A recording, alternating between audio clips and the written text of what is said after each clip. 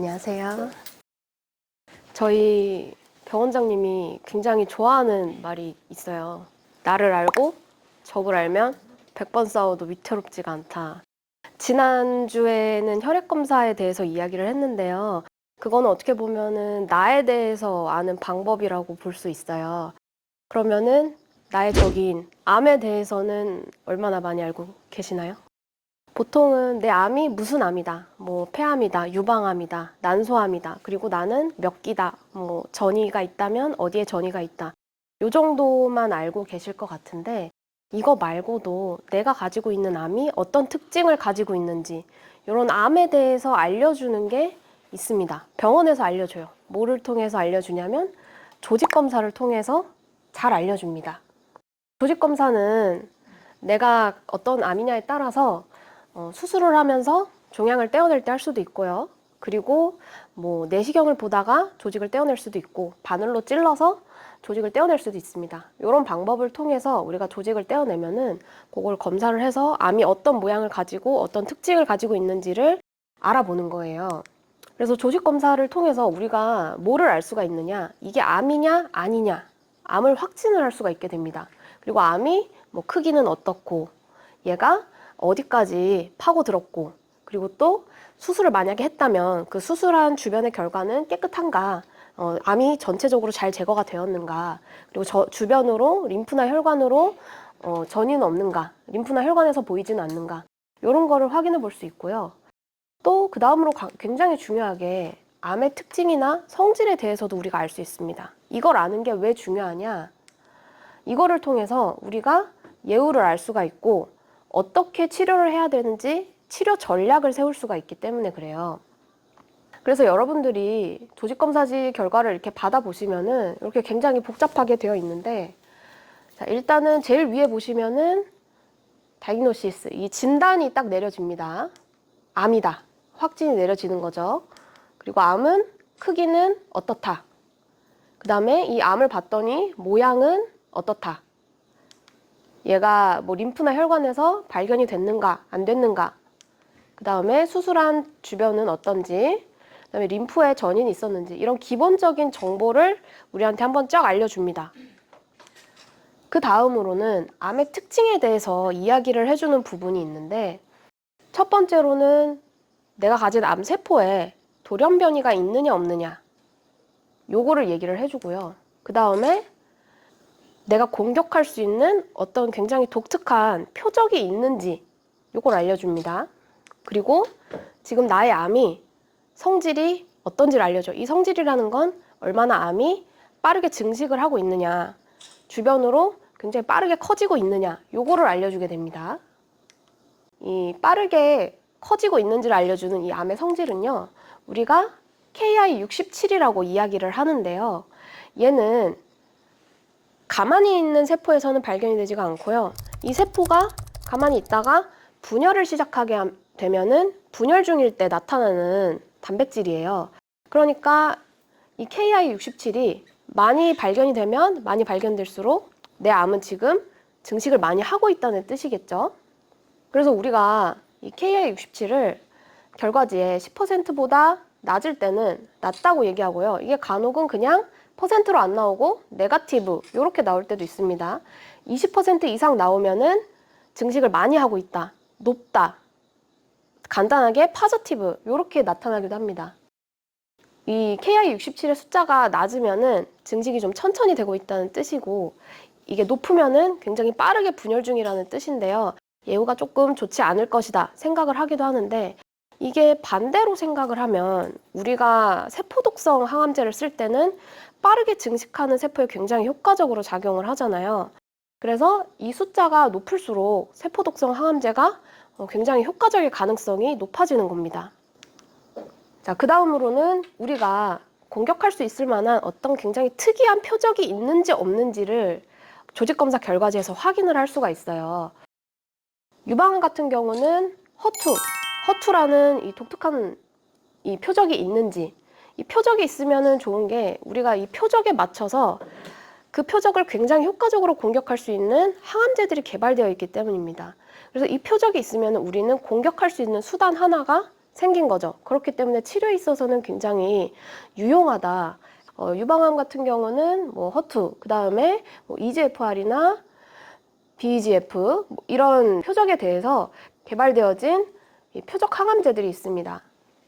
자, 그 다음으로 우리가 볼 수 있는 게 암세포가 등급이 어떤지, 쉽게 말하면 얘네들의 모양이 정상세포랑 얼마나 다른지를 보는 게 있어요. 이게 무슨 말이냐면 종양 등급은 암세포가 현미경으로 어떻게 보이는지를 나타냅니다. 등급이 높을수록 세포가 더 비정상적으로 보이고 더 빨리 성장하고 퍼질 가능성이 있습니다. 암세포는 정상세포랑 비슷하게 생기면 비슷하게 생길수록 하는 짓도 정상세포랑 비슷합니다. 그래서 상대적으로 주변으로 많이 번지지도 않고요.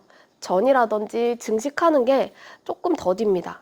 반면에 정상세포랑 다르게 생기면 다르게 생길수록 굉장히 빠르게 주변 조직으로 침범하고 멀리 전이를 잘하게 되고 재발을 잘하게 되는 굉장히 공격적인 성향을 가진다, 이렇게 얘기를 하는데요.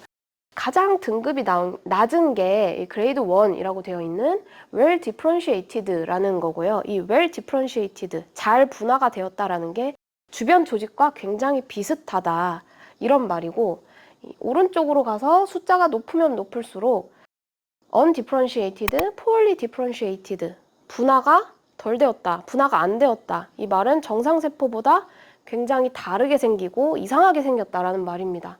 딱 봐도 그레이드가 낮은 애일수록 좀 규칙적으로 보이는데, 반면에 그레이드가 올라간 애들은 이 안에 있는 핵의 크기도 굉장히 커지고 모양도 큰 애도 있고 작은 애도 있고, 그 다음에 뭐 세포 핵이 한 개가 있는 애도 있고 두 개가 있는 애도 있고 굉장히 불규칙하게 바뀌어 버렸죠. 이렇게 된 애들일수록 주변 조직으로 침범을 잘한다, 이렇게 얘기를 하게 됩니다. 방금 말한 조직학적 등급을 실제 관찰을 어떻게 하느냐를 본 건데요. 이 위쪽에 있는 게 그레이드 1입니다. well differentiated. 보시면은 세포가 굉장히 규칙적이고 주변으로 뭔가 이런 관 같은 것도 잘 발달이 되어 있고 크기도 규칙적이고 뭔가 잘 정돈된 느낌이 들죠. 근데 이 밑에 애들은 poorly differentiated, 분화가 덜 되었다라고 하는 세포고요. 보시면은 이 위쪽에 비해서 확연하게 모양도 불규칙하고 주변에 비어있는 애도 있고, 그 다음에 이 위에 잘 발달되어 있는 이런 관 같은 것도 전혀 보이지가 않고요. 세포 크기도 다 제각각인 거를 볼 수 있습니다. 자, 그 다음으로는 우리가 암에 변이가 있냐 없냐, 이걸 좀 공통적으로 보는 요소 중에 하나가 바로 이 P53이라는 단백질인데요. 이거는 TP53이라고 하는 유전자에 돌연 변이가 일어났을 때 만들어지는 단백질이에요. 이 TP53이라는 유전자는 뭐를 하는 유전자냐? 암을 굉장히 효과적으로 억제를 해주는 유전자입니다. 그래서 이 유전자는 거의 대부분의 암종에서 돌연 변이가 나타나 있다고 알려져 있어요. 그래서 얘가 암을 억제하고 암을 방어하는데 굉장히 효과적인 유전자이기 때문에 여기에 돌연 변이가 있는지 없는지가 중요한 겁니다. 그래서 일반적으로는 이 유전자가 돌연 변이가 발생을 해서 이 P53이라는 단백질이 나타났다 하면은 이 암세포는 굉장히 중요한 종양을 억제하는 유전자의 돌연 변이가 있었고, 그래서 결국 예후가 좋지 않을 수 있다, 이렇게 해석을 할 수가 있겠죠. 그래서 정리를 하자면 공격적이고 변이가 많을수록 우리가 기존의 표준 치료라고 하는 수술이나 방사선이나 세포독성 항암제 같은 이런 표준 치료에 잘 반응을 하지 않게 되고요. 그 다음에 내성도 굉장히 쉽게 생기게 되고 재발이나 전이가 잘 생기게 된다는 점이 있습니다. 근데 우리가 이제 기존에 주로 좀 했던 표준 치료는요, 이제 수술이나 방사선, 그 다음에 세포독성 항암제, 표적 항암제 이런 것들은 다 직접적으로 암을 공격하는 방법이에요. 세포독성 항암제는 그냥 무차별적으로 내 몸 안에 있는 모든 세포들을 공격을 하는데 그 중에서도 유독 암세포가 타격이 좀 많이 갈 수 있도록 공격을 하는 방법이고, 표적 항암제는 암에 있는 어떤 굉장히 특징적인 부분 하나를 잡아서 그거를 공격하는 방식입니다. 근데 이렇게 앞에서 얘기했던 변이가 많은 암 같은 경우는 이런 치료에 반응을 굉장히 안 해요. 내성이 잘 생기고 효과적이지 않은 치료가 되는 겁니다. 그래서 나온 굉장히 혁신적인 새로운 치료가 이 면역관문 억제제라고 하는 건데요. 이게 이 위에 있는 애들이랑 다른 거는 암세포를 직접적으로 공격을 하는 게 아니라 우리 몸 안에 있는 면역세포를 활성화시켜서 면역세포가 암세포를 공격할 수 있도록 만들어주는 거예요. 그러니까는 항암제가 암을 공격하는 게 아니고 우리 몸 안에 원래 암을 공격하고 있던 애들을 잘 할 수 있게끔 만들어주는 역할을 하는 거죠. 이게 무슨 말이냐 하면은 우리 몸 안에 있는 면역세포들은 나와 다른 내가 아닌 것들을 공격을 하는데요. 그러니까는 정상세포는 공격을 하면 안 되겠죠. 그래서 정상세포들은 면역세포에게 공격을 받지 않도록 다 어떤 신분증 같은 거를 가지고 있습니다.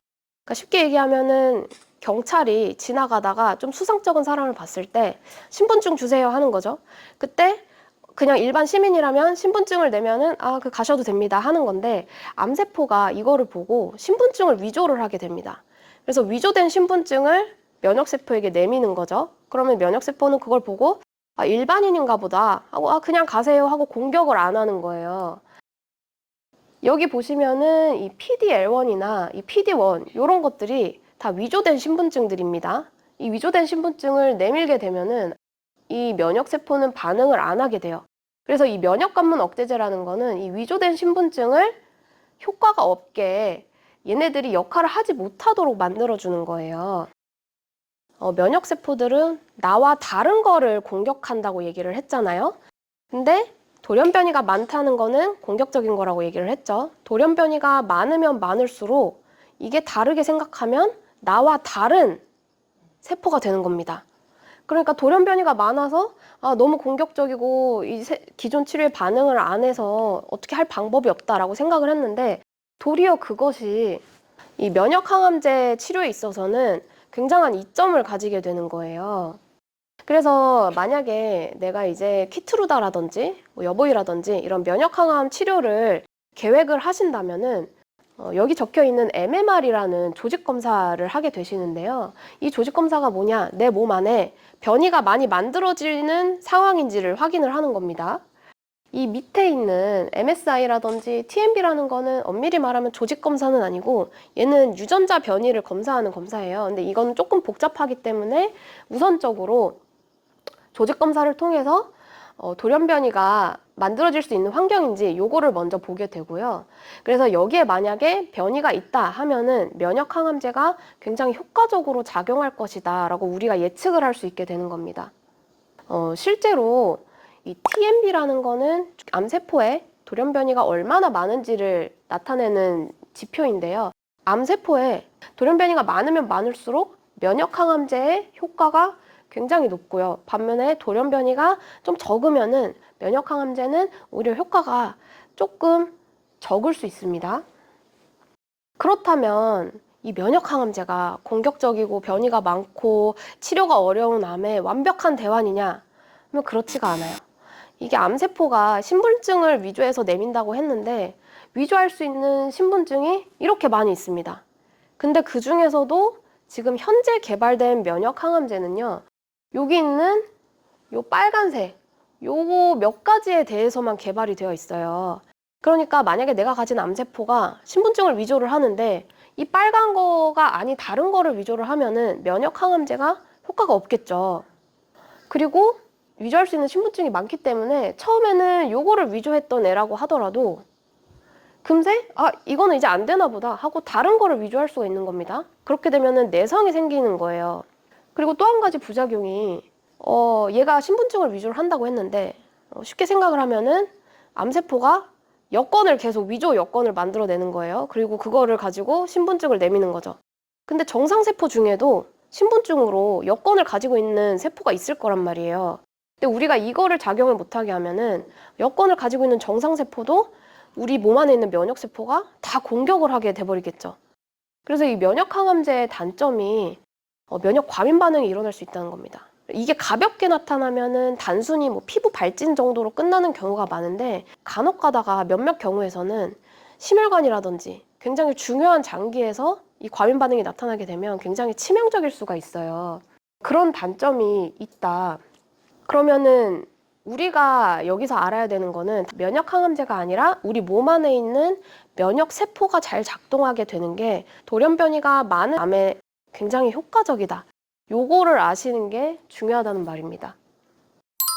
위조신분증을 무력화시키는 기능으로 지금까지 개발된 면역항암제도 한계가 있으므로 우리 몸 안에 있는 전체적인 면역력을 잘 활성화시키는 치료가 느리게 보이지만 오히려 매우 돌연변이가 많은 암에 효과가 높을 수 있다는 결론을 내릴 수 있습니다.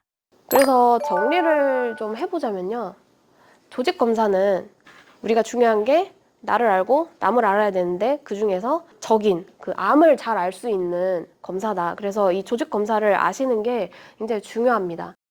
이 조직 검사를 통해서 어떤 치료가 우리한테 효과적이고 잘 맞을지 요거를 잘 알 수 있게 되고요.